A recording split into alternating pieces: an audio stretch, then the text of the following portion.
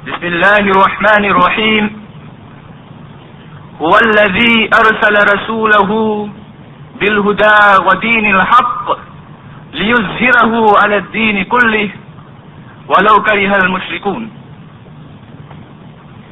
In this verse of the Holy Quran, Allah subhanahu wa ta'ala says, it is He who has sent His apostle with guidance and the religion of truth, that He may make it prevail over all religion, even though those who worship false gods may detest it. Even though America, Russia, and all the superpowers may detest it, Allah's promise is not conditional on the strength of the superpowers.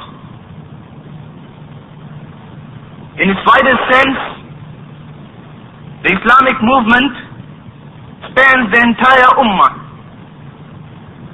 In its narrowest, it represents that part of the Ummah which is most advanced in its struggle towards establishing Islam as a total way of life.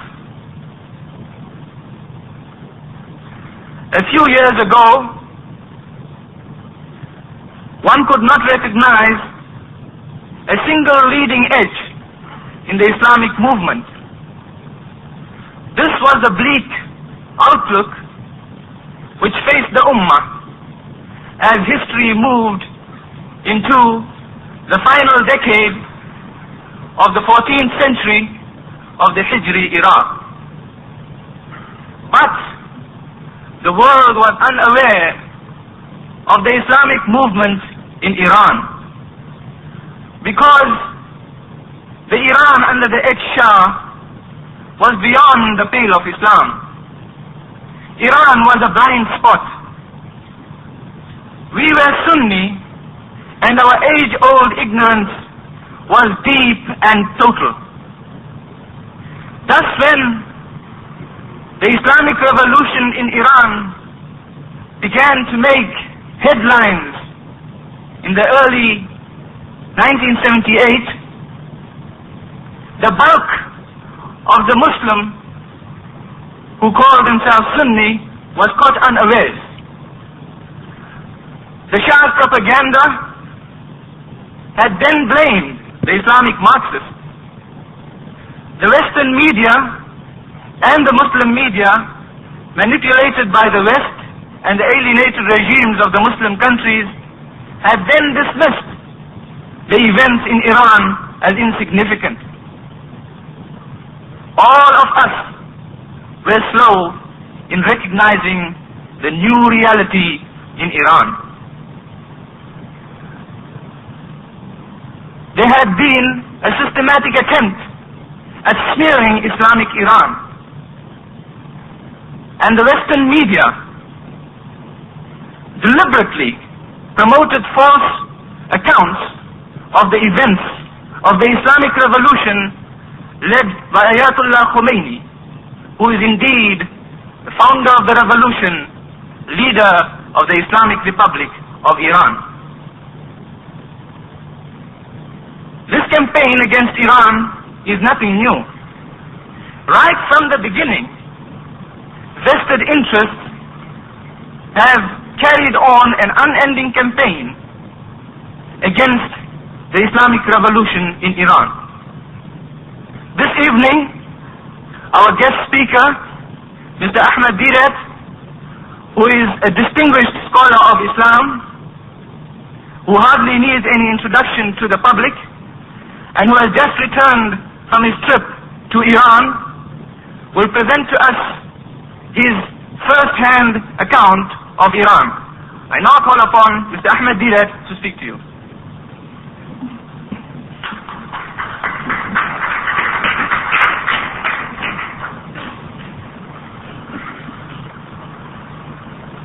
قال رب اشرح لي صدري ويسر لي أمري واحلل عقدة من لساني يفقهوا قولي. أعوذ بالله من الشيطان الرجيم. بسم الله الرحمن الرحيم. وَإِن تَتَوَلَّوْا يَسْتَبْدِلْ قَوْمًا غَيْرَكُمْ ثُمَّ لَا يَكُونُوا أَمْثَالَكُمْ. صدق الله مولانا Aziz. Mr. Chairman and brethren, whilst we are skeptically looking at the miracle of a nation reborn,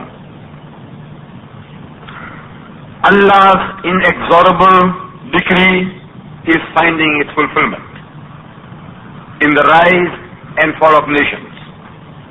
In the verse I have just read to you from Surah Muhammad, the last section of the last verse, in it Allah Bari Ta'ala reminds us, warns us, that if وَإِن تَتَوَلَّوْا يَسْتَبْدِلْ قَوْمًا غَيْرَكُمْ, that if ye turn back from your duties and responsibilities, the obligations which Allah has entrusted to you, if you will not fulfill your obligations, then يَسْتَبْدِلْ قَوْمًا غَيْرَكُمْ, He will substitute in your stead, He will replace you with qawman ghayrakum, a foreign nation, an outside people, another nation. Our Urdu speaking brethren, they use these words so beautifully whenever they describe some mishap taking place in the community and talking about that foreign nation. They say ghayr qawm. Now it happens to be Quranic. Qawman ghayrakum, nation foreign, ghayr. It's actually the Urdu that we are using. At times Gujarati also is a gair qawm. Gair qawm means a nation other than yourself. So Allah Ta'ala says that if you will not do your duty, I will replace you with a gair qawm, another nation.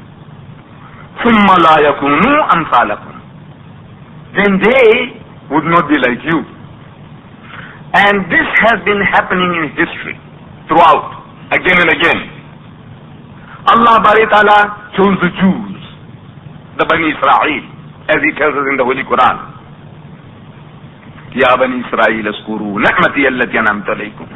So, children of Israel, remember the special favors which I did unto you. وَأَنِّي فَضَّلْتُكُمْ عَلَى الْعَالَمِينَ, that I chose you, selected you above all the peoples of the earth for my special favor. That favor was that they should become the torch bearers of the knowledge of God to the world. This was the honor. This was the privilege that was given to the Jews, the Bani Israel. But because they did not fulfill that obligation, a Jew among the Jews, Hazrat Isa alayhi salam, as recorded in the Christian Gospels, he is made to say to the Jews that the kingdom of God shall be taken away from you and given to a nation bringing forth the fruits thereof. And that nation, we very, very happily own up, is the Islamic Ummah. It's taken away from the Jews and given to the Muslims. The Muslims among them, the Arabs at first, Allah gave them that honor and that privilege, and they became the torchbearers of light and learning to the world. But when they relaxed, when they failed to deliver the fruits, Allah Bari Ta'ala replaced them with another nation. In history, we remember the Turks and the Mongols destroyed the Muslim empires, and once they accepted Islam, they became the torchbearers of light and learning to the world. As Iqbal beautifully he describes the situation, he says, "Tu na mit jayega Iran ke Arab ke mit jane se." Tu, you Muslims, you will not perish if Iran or the Arabs perish. Tu na mit jayega Iran ke Arab ke mit jane se, nashe mai ko taalluk nahi paimane se. That the spirit, the strength of the wine has got no connection with the container. It is not dependent upon the container. The container is our nationhood, our boundaries. that the spirit of Islam is not dependent upon geographical boundaries or national limitations. नशे में कोई ताल्लुक नहीं पैमाने से है आया euros Tatar के अफसाने से. It is evident from the invasion of the Tatars by the Tatars, these Turks, these Mongols, है आया यूरस तातार के अफसाने से पास बा मिल गए काबे को सनम खाने से. That the Kaaba got its protectors, its guardians from the idol worshipper.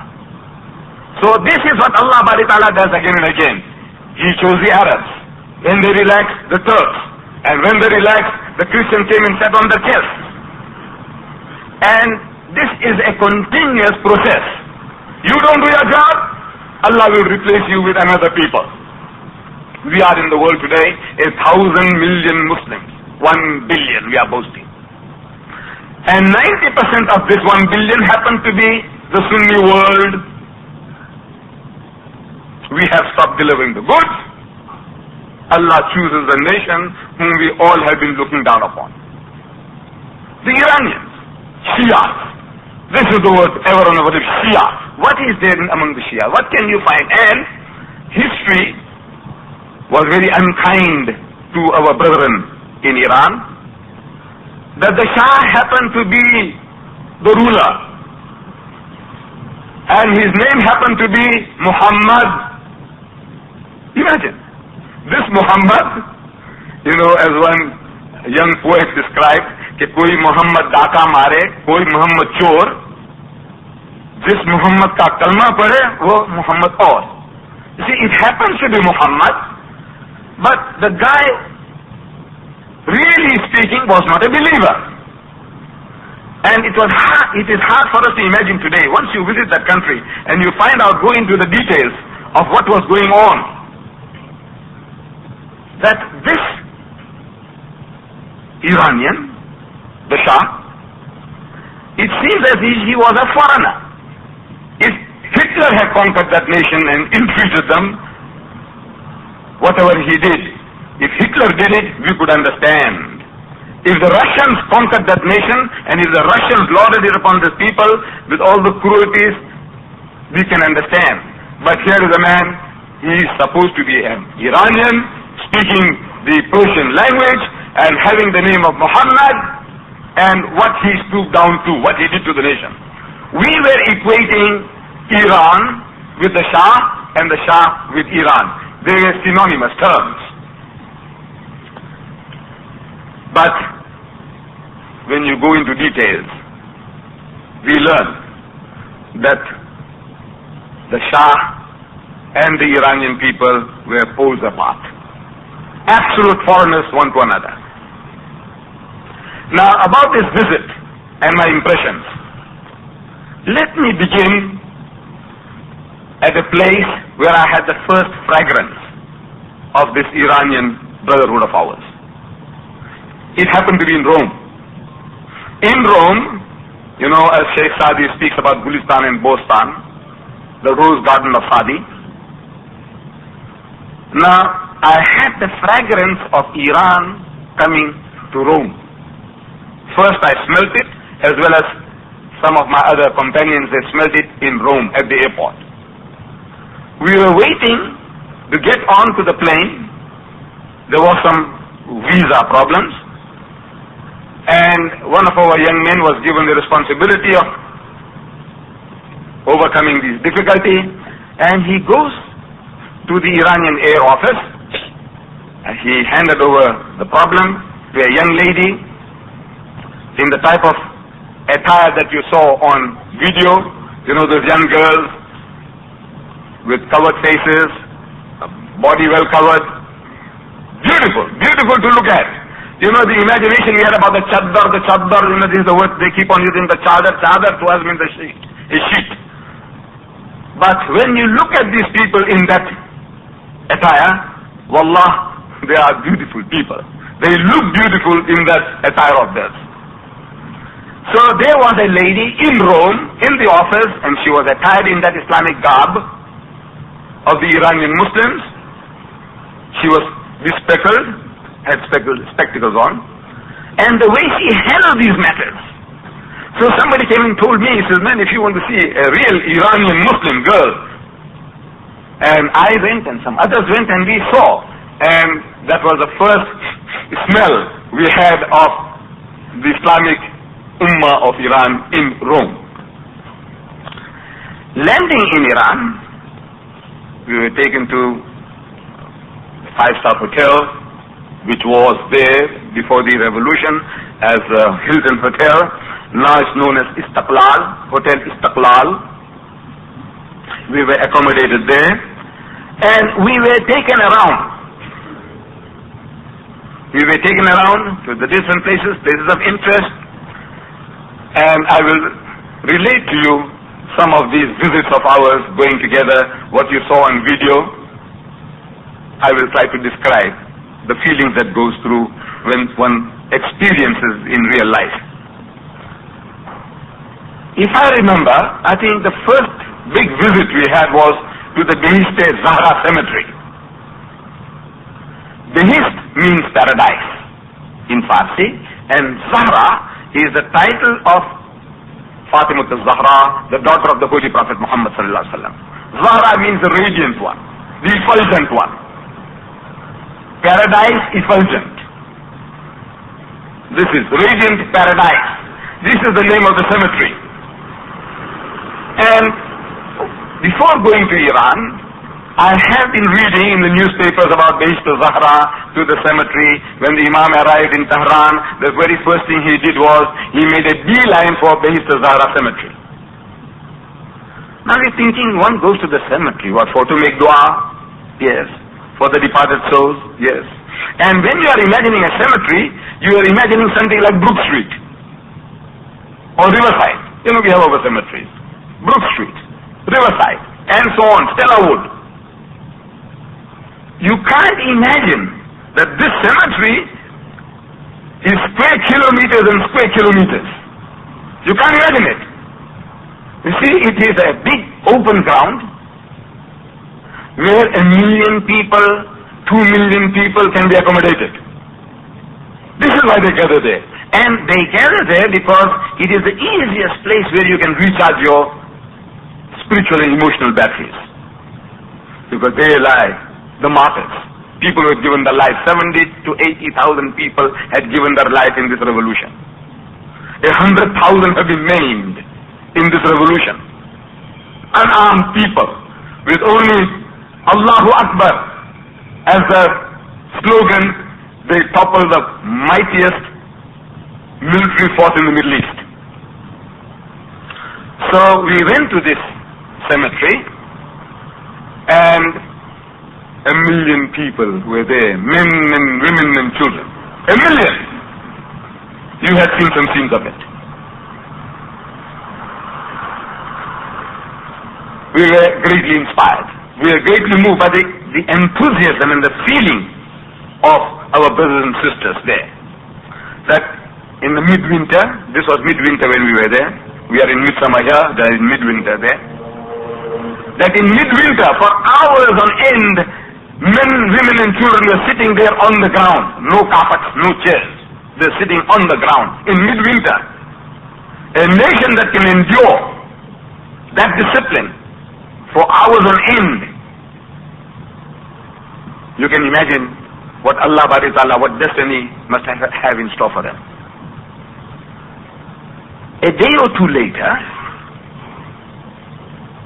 on our program, we read Behist-e Zahra Cemetery. Again, the first time we had gone there for a lecture, and we had also seen the graves there, and people going and offering dua and reciting poems of sorrow. But Behist-e Zahra again, and I felt that this was redundant. Why go a second time? I've seen what a cemetery is. But on a Thursday afternoon, I said, well, if everybody is going, it's not nice, that I stay away in the hotel relaxing. Then all my companions would be going there in the buses. So I also joined them. And I was very, very happy because the second time when we went, this was a Thursday afternoon, and a Thursday afternoon in Iran is like our Saturday afternoon. See, Thursday afternoon and Friday. Friday is a holiday. So it's like our Saturday afternoon. And tens of thousands of people were there in the cemetery. This is a custom, a regular custom, every Thursday. Tens of thousands, you can't imagine. It's like an Eid.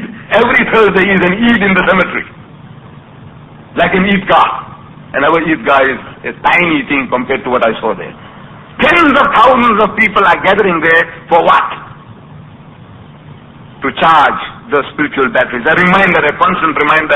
Don't forget, this man, this is my son, he gave his life for the cause. This is my brother, somebody says, he gave his life for the cause. My father lies here, and so on and so on. Now, with that kind of a system, every Thursday is an injection. Every Thursday is an injection, a reminder that they gave their life for Islam.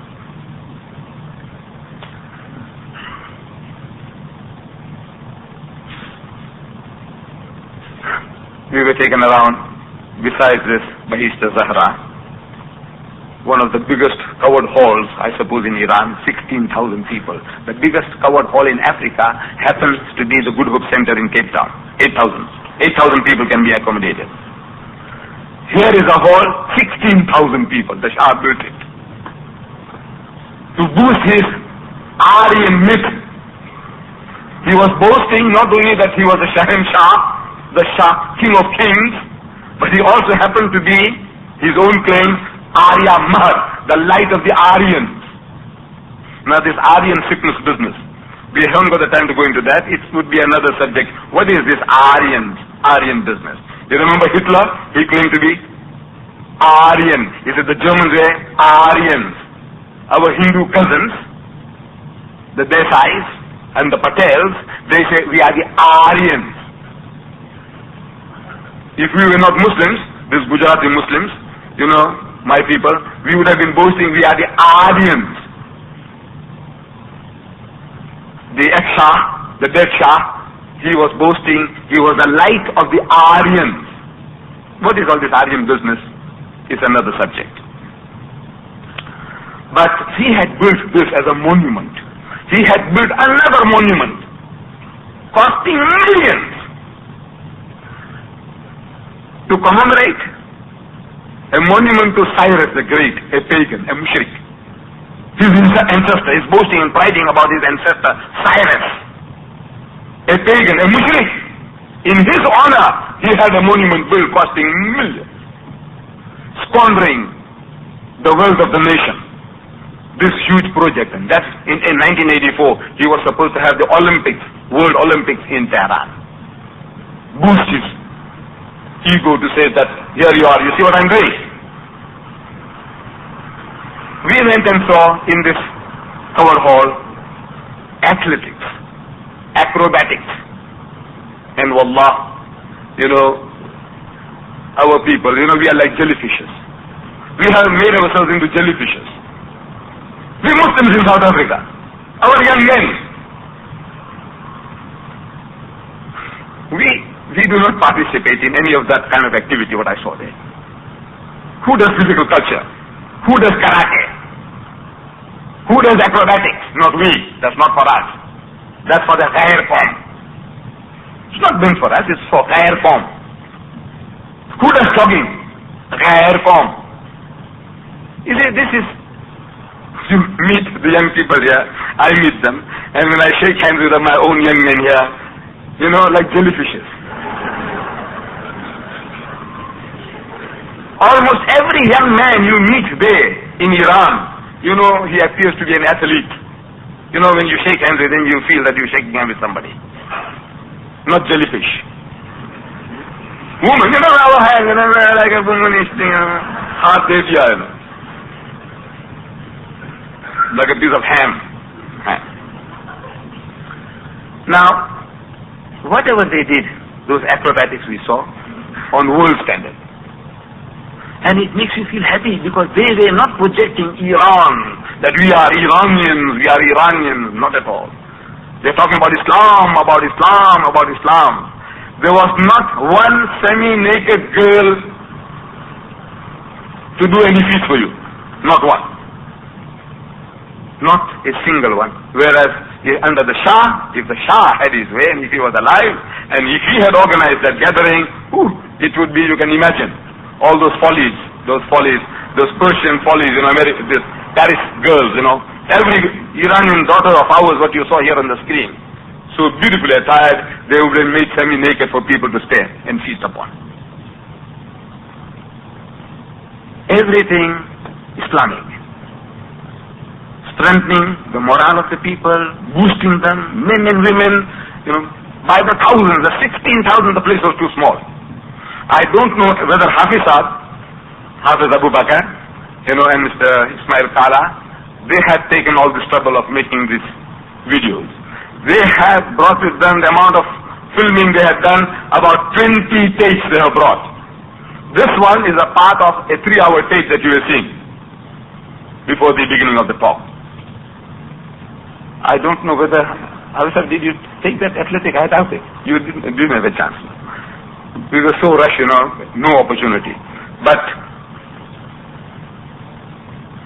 we were thrilled. Wallah, we were thrilled to see our own children. To us, we feel that these are our own children, our own boys and girls, our own brothers, doing the things that we felt that only the Germans can do, only the top grade athletes.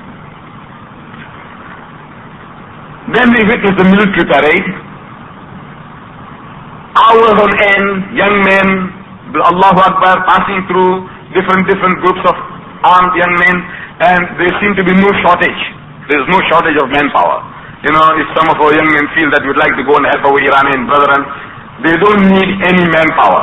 Alhamdulillah, they have enough manpower to do the job. They only want the tools, the weapons. They are making do with what they have.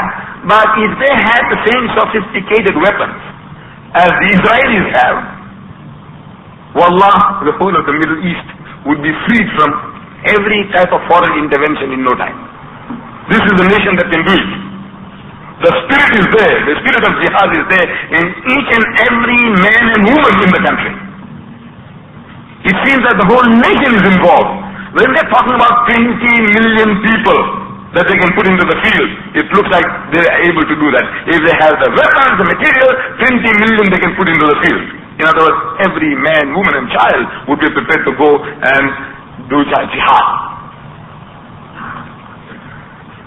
We visited prisoners of war. When the war started, Iraq attacked Iran. The odds against the Iranians at that time, the country was in turmoil. And it was a grand opportunity to give a knockout blow, and they felt that the Jews did it to the Arabs in 6 days, we will do against the Iranians in 3 days. This was, the whole world was thinking in 3 days' time, within a week's time, Iran would crumble to pieces. And you know how long it has been now? 1.5 years and more. And Alhamdulillah, that the odds that existed at the beginning, 20 to 1 against Iran in mineral materials, they have turned the tables and they brought it down to 3 to 1, still against them, 3 to 1. And while bringing it to that level, 3 to 1, they have been able to push them back. They recaptured Susan Gard. We visited the place, battlefront. They recaptured Bostan, Gulistan, Bostan. You remember the word Bostan. This was the kingpin in the attack against Iran on that front, Bostan. They broke the back of the Iraqi and they have recaptured Bostan. They recaptured a number of hill positions. Among them, when I read the description, the name of the hill is Allahu Akbar. So we are thinking they recaptured Suzangard, they recaptured Bostan and Allahu Akbar. No, the name of the place is Allahu Akbar. Recaptured that. Alhamdulillah, they are doing a fine job. Allah Ta'ala may give these people a little longer time to rectify the situation. Now, on the war front, before going, Mr. Khalil Siddiqui, Dr. Khalil Siddiqui from the UK, he jokingly remarked when we were going, he says, man, you people got half a chance of becoming shaheed. Half a chance. Because we were not really going to the battlefield. There would be full chance of becoming a shaheed. We were going to the battlefront, so half a chance. It was a joke. But it really came to fulfillment. Sometimes you say something in joke and it seems to happen. When we were there, we visited Suzangard. It's a city which has been deserted. Only soldiers are there. They recaptured it from the Iraqis, almost destroyed, fallen to pieces. But while we were coming out after visiting the scene, there was a big courtyard full of tanks. Tanks. And our young men, they got off from the buses and they started climbing onto the tanks and they started taking snaps, something to bring and show it to you. So you see, we were on the tanks, it gives you a great thrill. When will you have an opportunity of standing on a tank and having your photograph taken? So, this is what they were up to.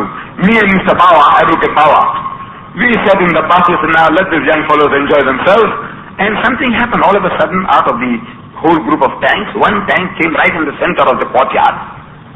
So we thought they are demonstrating to our young men, how tanks move and maybe giving them a little ride. And then the fellow started shooting, started, so that maybe thrilling our young men, thrill them like firecrackers for them. But no, we find some of these young people diving into the tank, some going in the bushes. This is something serious. This is something serious. And we could see in the distance there some smoke going up there. We couldn't hear anything because it was quite a distance. And on the other side, something going up, smoke going up, and another place, smoke going up. Actually, we were under attack. We were under attack. Fortunately, me and Mr. Bawa, the elders, we were sitting in the bus, but Hafiz, Advocate Muhammad, he saw the plane, at a very extreme height and high speed. That fellow actually was trying to get at us, but half a second difference. The bombs all around us. Allah saved us. That half a chance. Remember Kaleem saying, half a chance. We nearly had full chance of becoming a shaheed. Now let me tell you something about visiting in Tehran. We visited the cripples. I'm sorry, the war wounded. But among the war wounded that we visited, we don't find anybody bewailing his plight. A man, both his legs amputated, cut off. No tear. I never saw a single person shedding a tear. Imagine, and everybody itching, willing that if it's possible, they'll go back into the front, and the only regret is, why we were not shaheed? Why didn't our life was taken? Why was it not taken? This was the only regret. Not this. The regret is, why did I live? Why shouldn't I have died? Become a shaheed. This is the ambition of each and every Muslim there. Then we visited prisoners of war. The Iranians have captured something like 7,800 Iraqi prisoners of war. 7,800. And when we visited these prisoners of war, they seem to be quite healthy, well looked after, well fed, well clothed. Sheikh Najjar, one of our companions, he was interested to get first-hand information from the prisoners of war as to what they had to say about their condition. And he was given the opportunity to say, you just call any one of them. Anyone that you want, call him aside and speak to him in Arabic. Because Sheikh Najjar could speak Arabic. And he had it from the prisoner's own mouth that they are being very well looked after. Then I had an idea that, look man, let me find out that since they are here for some of them 6 months, some of them for a year, some of them a year and a half, I wanted to know from every group. I'm asking the officers, how many people committed suicide, since they have been caught here, since the war? This is not one. Next group, how many people committed suicide here? This is not one. Not one person committed suicide among the prisoners of war. Whereas, in our civilized country, South Africa, 46 guys committed suicide in the prisons. In prison here, well looked after, well fed, well clothed, Climatically, we are in fantastic condition. 46 guys have committed suicide so far. Now this tells you, it tells you that if a people will be persecuted, ill-treated, man wants to find easy way out of this life and suicide. No suicide among the 7,800 prisoners of war. We went to meet the Imam. Imam Ayatullah Ruhullah Al-Musawi Al-Khomeini. We were about 400 of us.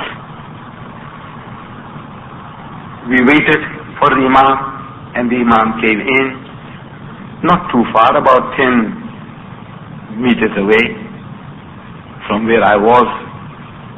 I saw the Imam.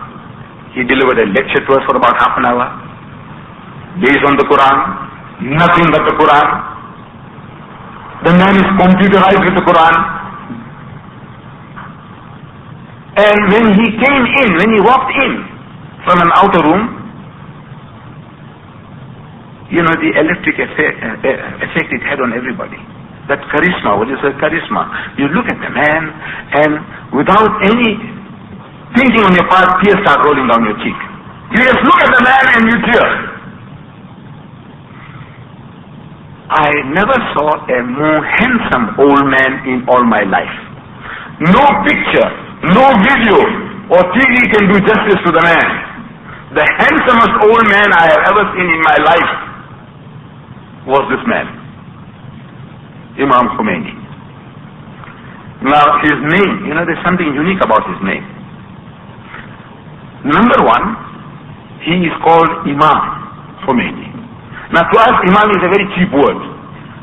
You know, whenever we go anywhere, says, who is the Imam of the masjid here? You know, we have Sheikhs and Imam in the case. We call them Maulvis and Maulanas here, they call them Sheikhs and Imams. Now to the Shia, I have to also explain to you what the Shia business is. But to the Shia, there can be no Imam. There is only one Imam they are waiting for, is the 12th Imam. You see, they believe in Imamat, that the Imam should be the spiritual leader of the Ummah. And the first Imam, according to the order of Imamat, is Hazrat Ali radiallahu anhu, first Imam. Then comes Imam Hassan, he is the second Imam. Imam Hussein, third Imam. And so on, it carries on till we come to the 12th Imam, Imam Muhammad. The name of that Imam, the 12th one was Muhammad. And he happened to be about 5 years of age when he disappeared. And they are expecting his return. They use a term, the learned men among the Iranians, occultation, that he has gone into occultation. Something like a spiritual hibernation, you know, going into some spiritual condition in which, like Ashabul Kahf. You remember reading the Quran about the Ashabul Kahf?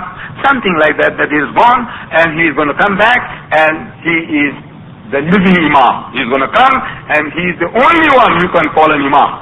No other Imam. They have no Imams. Everyone among them, the learned man is a Mullah.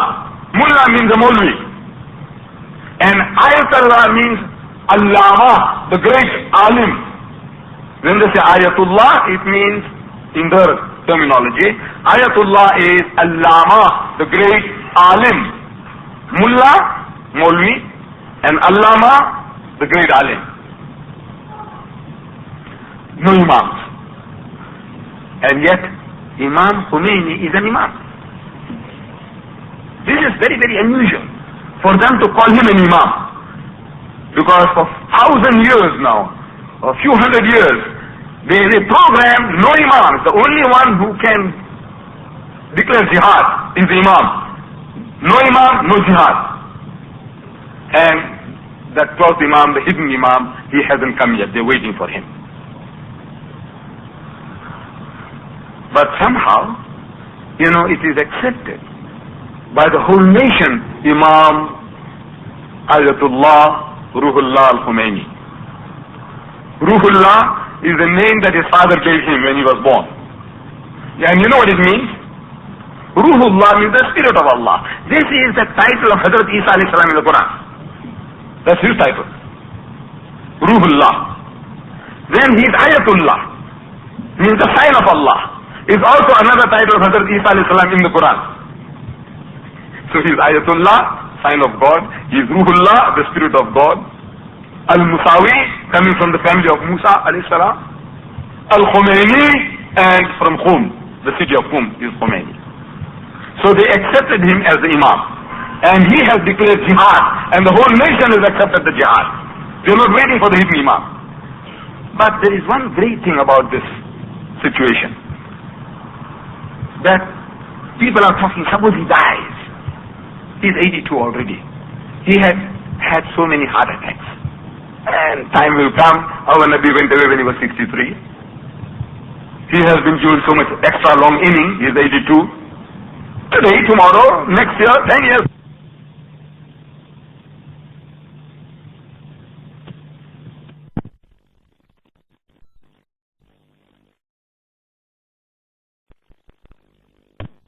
Busy. We keeping ourselves busy, you see. My son,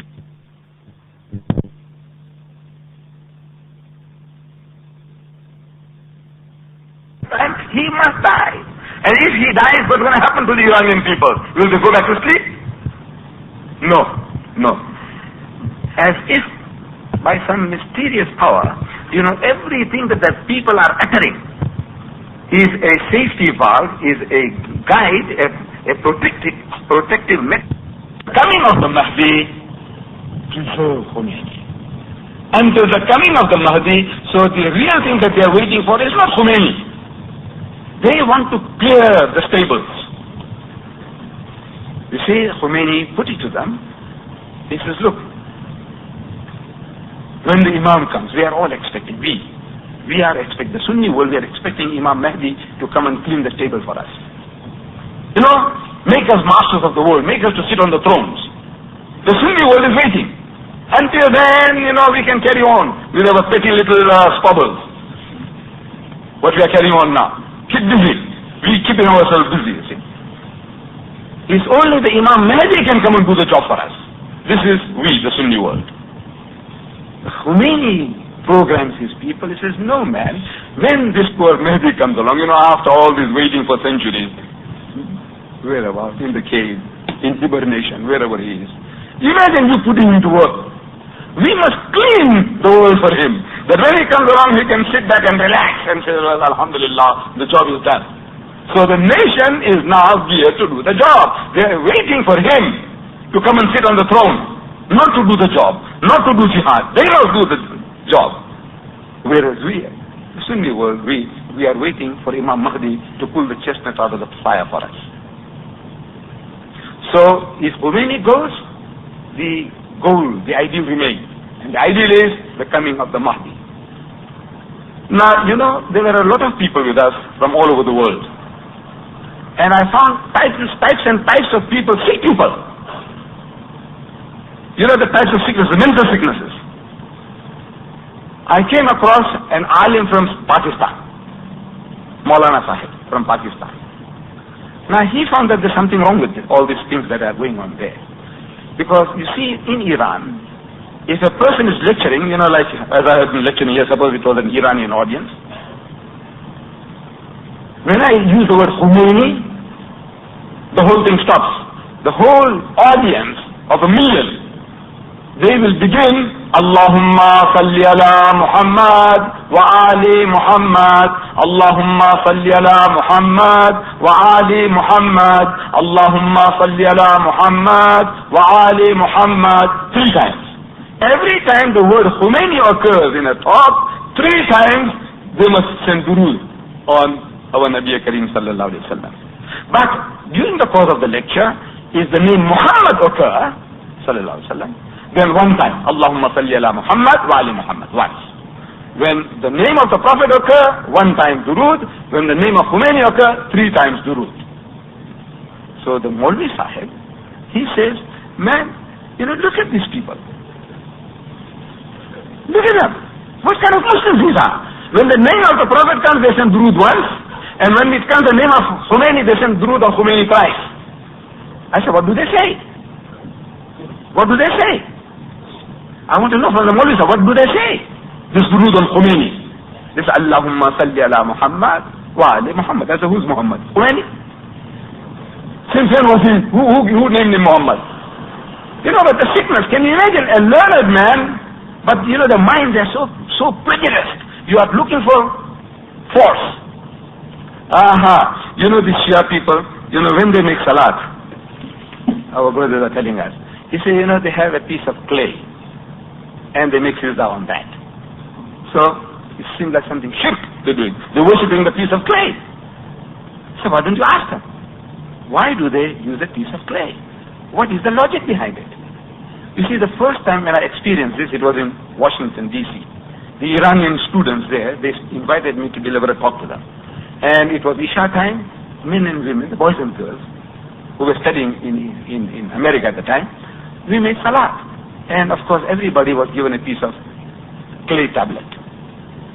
I felt a little uneasy, naturally. Anybody, the first time you come across a thing like that, somebody gives it to you, so what are you going to do with this? It feels so funny. So I put it aside and I made my salat with the Iranian students. And I wanted to know more about this. What is all this clay business now? What do you want to carry that little thing? Wherever you go, they carry it in the pockets. So the logic of this clay is this, that we are supposed to make sujood on Allah's earth. We say, going down with the forehead touching the earth, we say, Subhana Rabbiyal A'la, Subhana Rabbiyal A'la. We say, touching the earth. We say, there's nothing wrong with that. If I describe it, if I tell the non-Muslims, well, when we touch the earth, prostration, we say this, touching the earth. But this is, what you are touching, according to the Shia, the way it is programmed, is not earth, is the carpet. And the carpet is man-made. You see? So, he wants to be true to that expression. He has been programmed from childhood that we must touch the earth. And what earth can be better than the earth from Karbala? Now, this is the logic. He's not worshipping the thing. But now, this is something we always make fun and mockery about the Shia. But on my way out from Tehran, in the plane, across the aisle, there were a couple of Shias. I didn't know that they were Shias. But one of them, he took out from his pocket a handkerchief, and he opened it on the flap, on which people have their meals and things like that, in the plane. So he opened the handkerchief, and there was a clay tablet. And Allahu Akbar, he was whispering, praying, uttering. Then he went into ruku, back, and then sujood onto the clay, and again, and sujood onto the clay. He performed the salat. We see some of our brothers, they sit down and make salat in the masjid. Similarly, this brother was doing that, but sitting on the plane seat. And when he finished, he gave this to his neighbor and he did the same. Of course, this is for us a big joke, is it not? But imagine, we were dozens of Sunnis on the plane. Out of the dozens of Sunnis, only one young man made the salat. And that wasn't me. That wasn't me. Right? But you're laughing at the other guy. That guy is doing something, he's doing better than you, but no. Now we must sit in judgment. This is, he doesn't do like us. He's not as polished or as refined as we are. We Muslims in South Africa, we are very polished and refined in our salat, wallah. The Arab is no patch to us. The Arab is no patch. The Iranian is no patch. The American Bilalian, the new converts, the Negroes, they're no patch to us. I have been with them. With the Arabs, you are in the ruku, and the guy will give you a push to make space. And in the ruku. No, look, maybe it's valid. Look, we don't know. We don't know all these technicalities, because if you knew, I don't know whether you know, that between the four madhabs, the Sunnis, Hanafi, Shafi, Malaki and Hanbali, between the four of us, there are 200 differences in salat alone. Did you know that? 200! But now, we take it for granted because we are programmed. The Shafi says Amin loudly, we say silently. He starts with Bismillah loudly, we say it silently. There is no trouble. There is no trouble between us because we were told, as a young boy, my father was repeating a certain formula which he had learned from his father.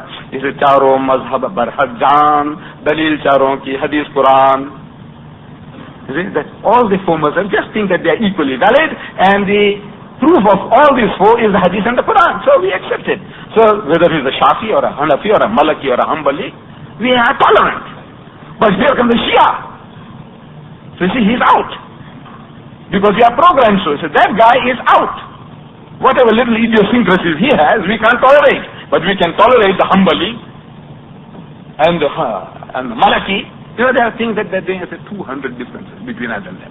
200 among the four mazhabs. We are very tolerant. I said, why can't you accept this brother also as the fifth one? And the astonishing thing is that he is telling you that he wants to be one with you. He is not talking about Shiaism anymore.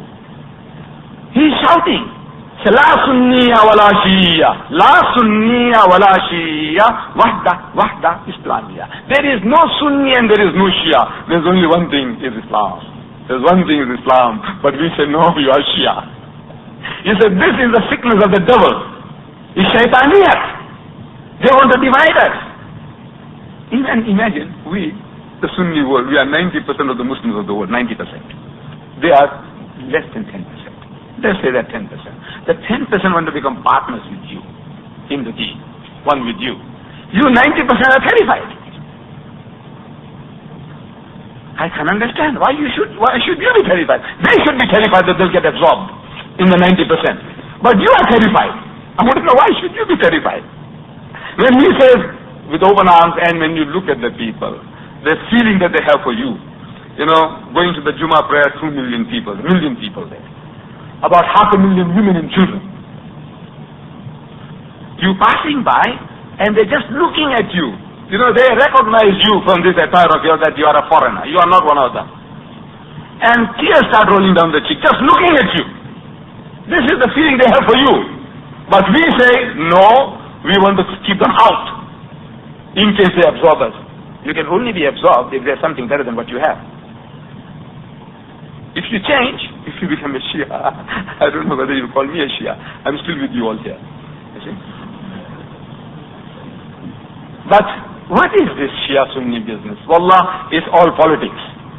This was political in the beginning, and which some people exploited and kept it up, kept it going. And among the Shias, there are Shias and Shias. You know, there are types and types of Shias. Among us, the Sunnis, there are types and types of Sunnis. Haven't we? We have some of our brethren go to the Qabristan and they make sizdah on Bashapir's qabr. Tell me no. Huh? Would you say he's a kafir? What would you say? If it's your father, if it's your grandfather, what do you say? He said, bichara nahi janta, you know, jahil hai, Allah isko maaf kare. Right? Because he's yours. He's your father. He's your uncle. But if a Shia does anything, which is also, we say, serious, you're going to condemn the whole Shia community, the whole nation of 35 million people. You want to say that they're all rubbish. If one Shia does something, or one Shia says something, and there are types and types of Shias, there are types and types of Sunnis.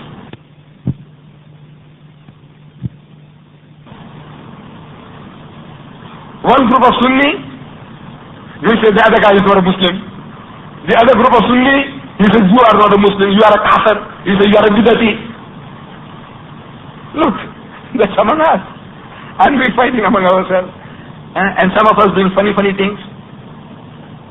A brother of ours, very educated, in Newcastle, I visited him. Somebody introduced me. He said, look, when you go to Newcastle as a commercial traveler, that was. He said, when you go to Newcastle, you go and see Mr. So-and-so, and you say, I sent you, and inshallah, he says, everything will be made easy for you. So I went to the man, and exactly as I was told. He took me home for lunch. And while I seated at the table, I see on the wall there, Burak. You know Burak? It's like a donkey-like animal with the face of a woman, beautiful woman's face, that's supposed to be the steed on which our Nabi went for Miraj. A donkey-like thing with the head of a woman. So while seated at the table, I say, ye kya hai? You know, I said, this is not right, man. You know, Burak, barq means electricity, like electricity in Arabic. So that steed, Allah made it of some electrical force, molecules, whatever it was, you know. You can't make it equated with this donkey with a woman's face. You know what he did to me. I can't forget.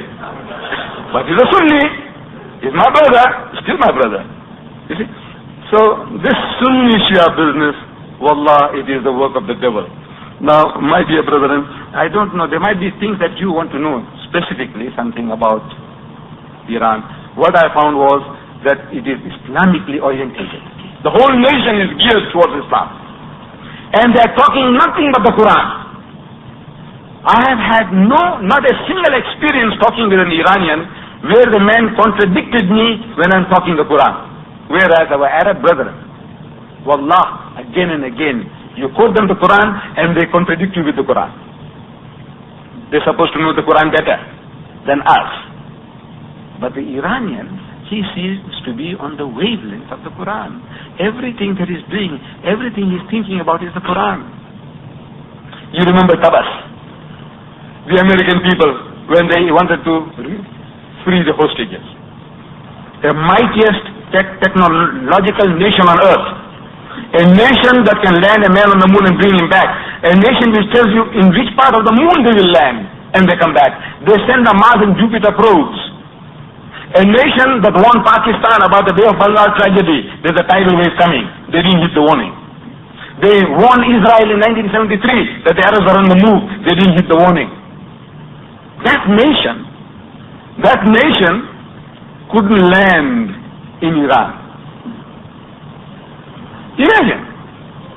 They go and bang themselves one another and they smash themselves and they run away and leave the parents. Imagine. A nation that lands on the moon and comes back, they can't land in Iran. And these Iranian people, wallah, they were not in a position to do anything to them. They could have done what they wanted to do. I went and saw this American embassy in Tehran. You know, you imagine some big building, but man, is acres and acres and acres right in the center of Tehran. They could have easily landed with the helicopters and got these people out, even if they lost a few men. They could have done what they went out to do. It was well planned. But, you know what happened? Fiasco. Retreat. The Imam is told what had happened. He doesn't say, Subhanallah. He doesn't say, Alhamdulillah. You know what he said? أَلَمْ تَرَ كَيْفَ فَعَلَ رَبُّكَ بِأَصْحَابِ الْفِيلِ. These are the words that came out of his mouth. This computer. Don't you see? كَيْفَ فَعَلَ. What has happened to those people? أَصْحَابِ الْفِيلِ. The companions of the elephant. And what it is? You know what you call those huge helicopters? Jumbo helicopters. Those big planes, what do you call them? Jumbo planes. You know what is jumbo? Jumbo is Swahili for elephant. Did you know that? In Swahili, jumbo means elephant. That's how they got the name, jumbo. Like Simba. You know, Simba means lion in Swahili. So there was Simba jet. There you show you the picture of a lion. Jumbo jet means elephant-sized jet.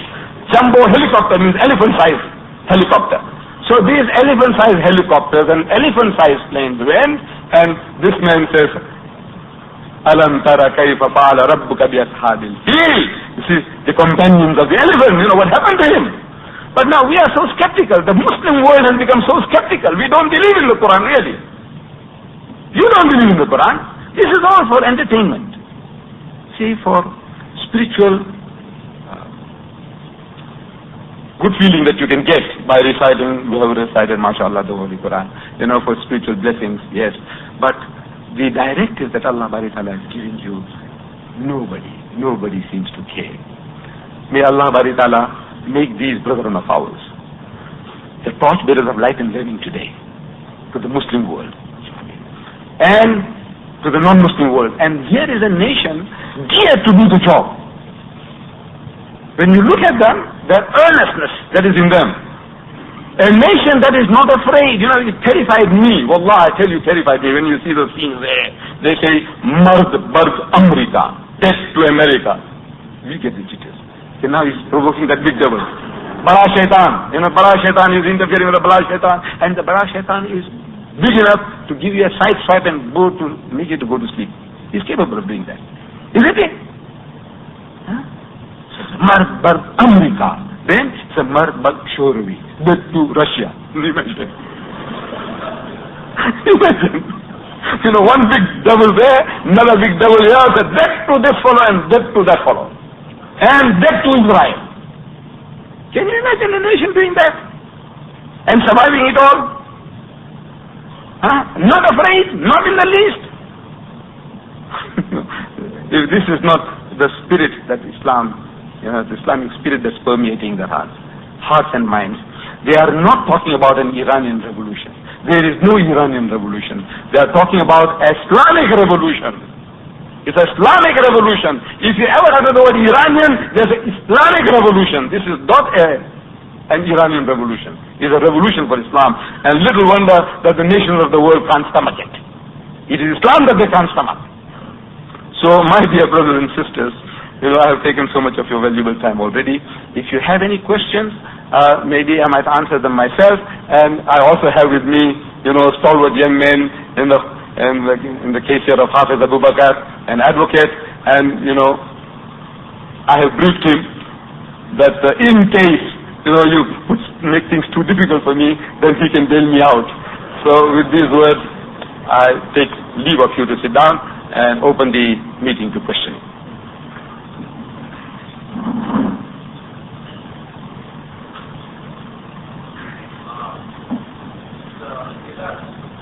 Is there any change in the attitude of the Iranian people, and particularly at the government level and also at a population level? Is there a change in the attitude to the family of the Shah of Iran? Or is there still a price on the head, such as the wife of the Shah of Iran and the daughter and the son and so forth? You see, now this thing you can only judge, you can only see what is happening there when, if it was your child was murdered by the Shah, Savak, if your child was mutilated, the eyes were taken out, the limbs were cut off, then how you would feel towards the Shah and what was happening there when the whole nation was being exploited, billions and billions, that has been taken out of the country, see? Put into what they call Pahlavi Foundation in his personal accounts, in his relatives' accounts, billions. And besides the loss of the money, is the physical torture that the people have been inflicted upon. For 16 years, they couldn't make Jummah. A nation that was deprived of making Jummah for 16 years by the Shah. That nation, how does it feel? How does it feel about what has been happening to them?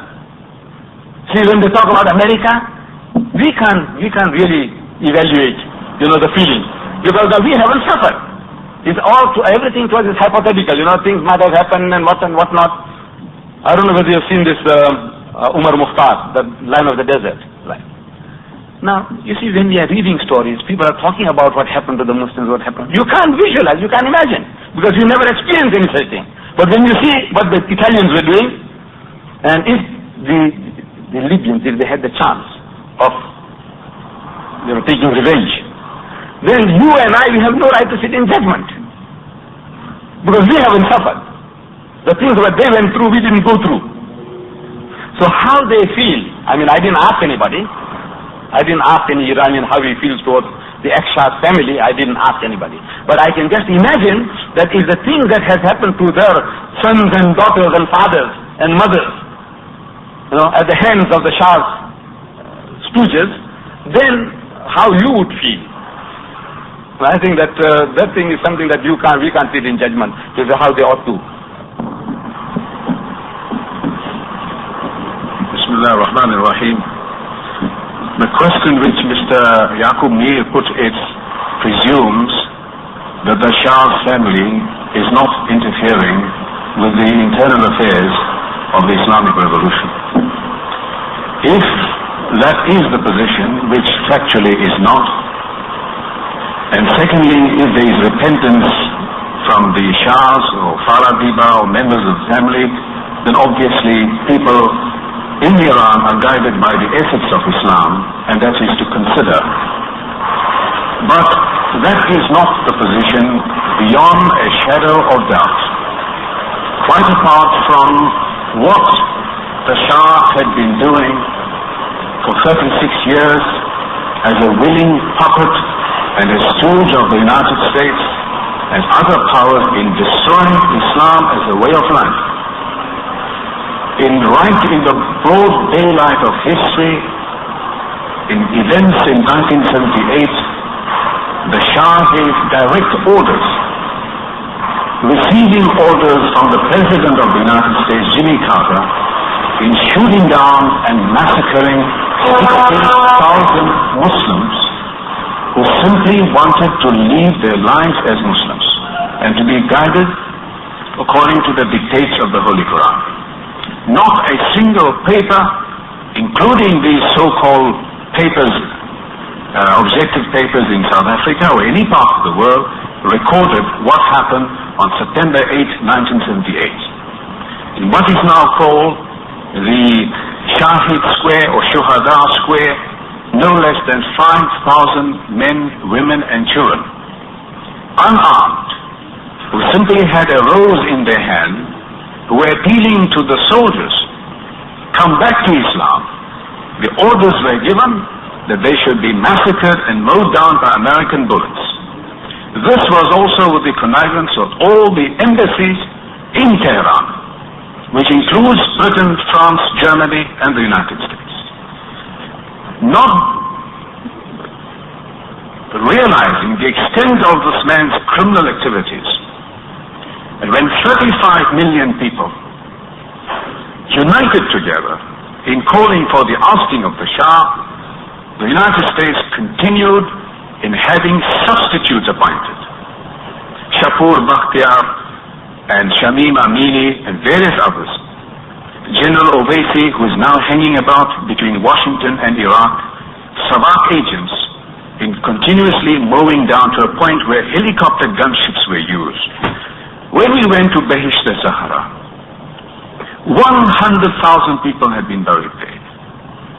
All these have come in a matter of 24 months because they wanted to live their life in freedom and as Muslims. When the Shah left, he looted and plundered. This man, Rockefeller, all of these people, blocked the 14 billion which you know already.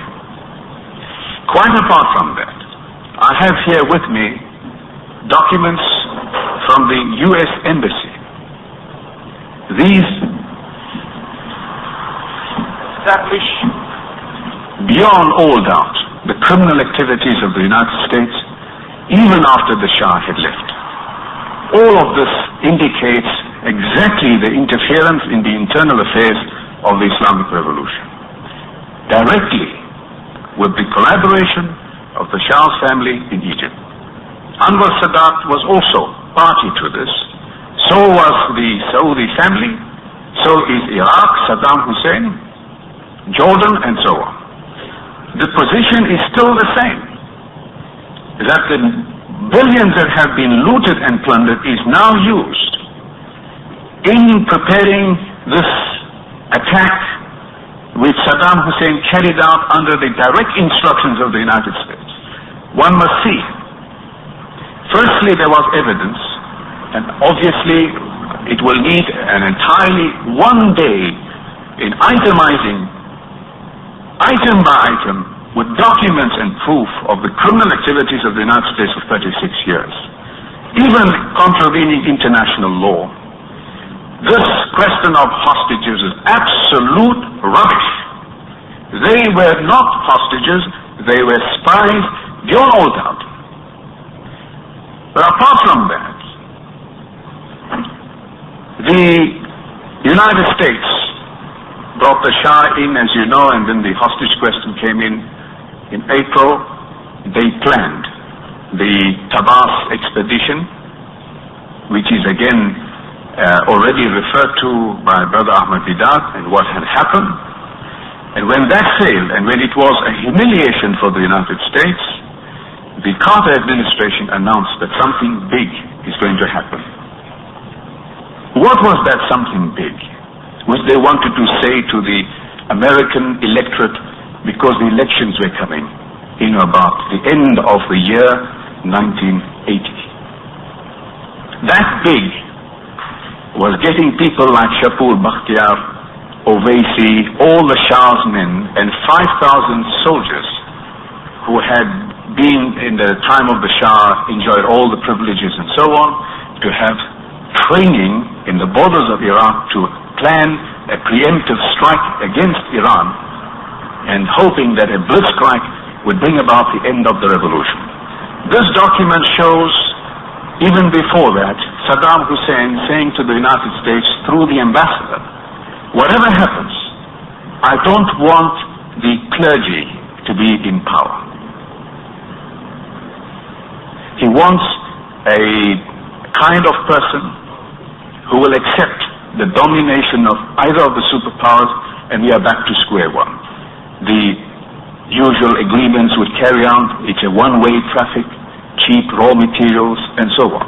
One must remember that the highest value held in the Western world is the standard of living of the Western man. That is the highest value. You are judged a success by the kind of house you have, the kind of cars you drive, and the kind of business that you have. Not by your nobility, not by your humility, your example, and so on. In the Islamic world, it's completely different.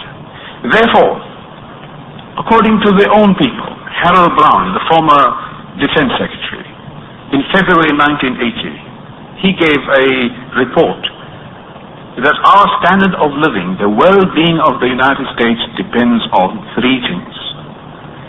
The import of cheap raw materials, number one. Number two, the export of consumer products at maximum profits.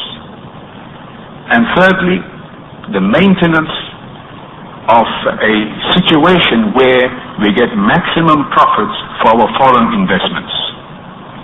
If these three things are combined, you have a situation where the economic well-being of the citizens of the United States is preserved. Now, there are two energy houses of the world. The one energy house is the Persian Gulf, the other one is Southern Africa. And, of course, there are other areas like South America. It is necessary, therefore, implicit in the whole culture, policy of the United States, that a kind of regime be sustained that allows cheap raw materials to come out, not to the benefit of the local indigenous population, but at the lowest possible prices. Hence the corruption, the bribery, the kind of filling of the pockets, and the best way is not a democratic state or a state where the people participate and have their say. The best is a dictatorial regime or a kind of monarchy where the person, one man is the authority. Hence their policy is not to see democratic development. Policy is to see repressive, brutal regimes from Saudi Arabia, from Bahrain, from Iraq, and all these places, including the Shah, be sustained as long as possible, and the people are kept continuously ignorant. The second is to arrange through briberies and so on, exports at maximum prices, so that they do not give a kind of infrastructure to that country, so that country can develop its own TV. It must become dependent to the oppressor. And therefore, if the TV breaks down, it has to go all the way to Paris, all the way to Britain, all the way to the United States to be repaired. Alternatively, the spare parts must come there. Do you know in Saudi Arabia an ashtray, I'm talking about an ordinary plastic ashtray, which costs 1 cent in the United States, is sold to the Saudis at $11 by the Americans. This is in the University of Tehran. You can see that 1 barrel of oil in 1973, I think, was about $11 or thereabout. In 1973 also, I spoke to one advisor to economic affairs and so on, and he put it in a very simple terms. He said, look, this is the value. That same country sells us a barrel of Coca-Cola for $40. So you can see the inverse process, that even the multinational companies with billions of dollars profits. And the third one, to maintain.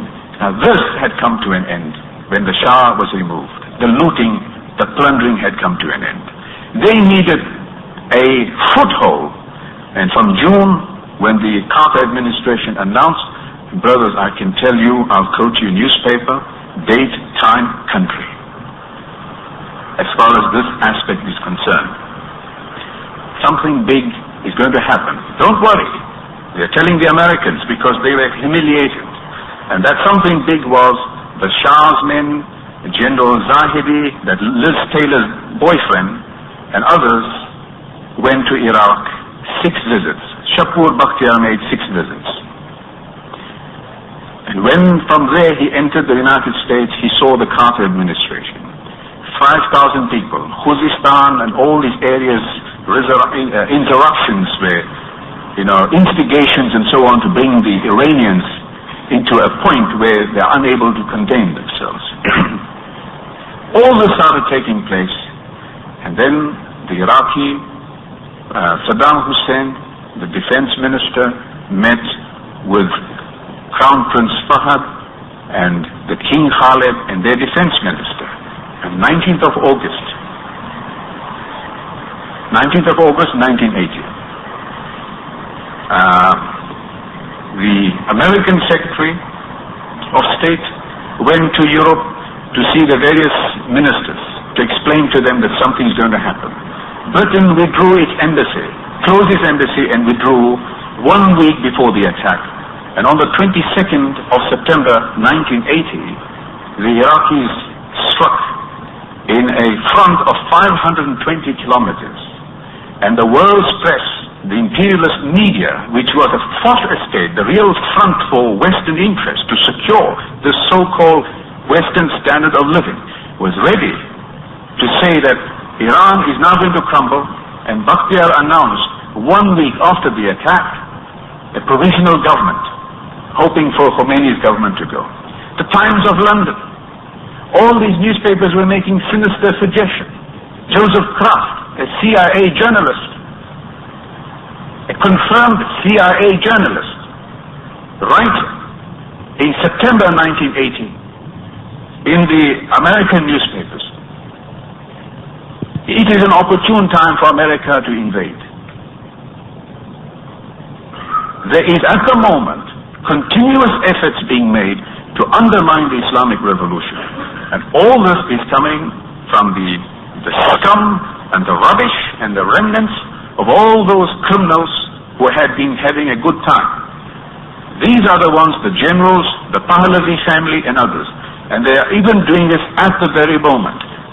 They have, the Pahlavi family contributed only 2 weeks ago $500 million to Western journalists and reporters to report favorably the Iraqi situation. Because right now, although Mr. Deedat did not point out to in greater detail, 80% of the land has been recaptured. They can not only push back, they can invade and reach Baghdad in 24 hours. But they have no quarrel with the Iraqis because they are brothers. It is the Ba'athist regime, the anti-Islamic, anti-Muslim government of Iraq that needs to be put down.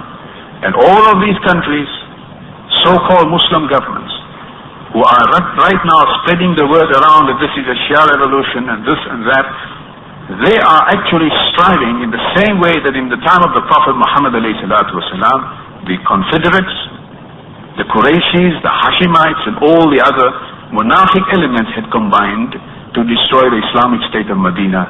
This is precisely the situation at the moment. And that therefore, brother, answers your question, really. How can, in the light of this, deliberate, calculated, criminal activity being perpetrated against a common will of 35 million people, that 35 million suddenly must have a change of attitude against these people? It is a continuous offense. What struck me really, brothers, is the degree of tolerance. Having witnessed such crimes committed, that it is a crime against humanity, that quite frankly, brothers, a dossier must be prepared that not a single one of them must have any place under the sun until he's brought to justice. Now, in such a kind of situation, do you know in Susan Garrett, Not a single building is standing. Is this a war against soldiers, or is it a deliberate, calculated destruction of citizens? In Awaz, we saw from the airport, when we had gone in a military aircraft, I think it was a C-160 Hercules, and we went to Awaz. This is the place continuously bombarded by Iraqis and so on. The weapons are provided for by the Americans through Saudi Arabia. $40,000 million. In other words, $40 billion was given by these petrodollar states to Iraq to fight and kill innocent men, women and children. This is a fact. And this in Suzangert, we went from Awaz, 45 kilometers, we saw Iraqi tanks blasted, and the Iranian brothers had adopted a very astute military tactic. When they were caught unprepared, as you know, they had economic sanctions imposed on them. There's a fifth column there, which has been all but wiped out. The Munafiqeen Khalq, this party, also supported by the United States and so on. That here, what they did is they diverted the Karun River. So the effect it had is that it flooded the area, so the Iraqi tanks is all submerged and bogged down in the mud. Quite a few, they were able to halt the advancement of the Iraqis and then gradually managed to push. But why was the delay? That's another aspect which people should know about. It was the Munafiq Bani Sadr. He wanted the collapse of the Islamic revolution in the sense of the Islamic Republic based on Vilayat Faqih.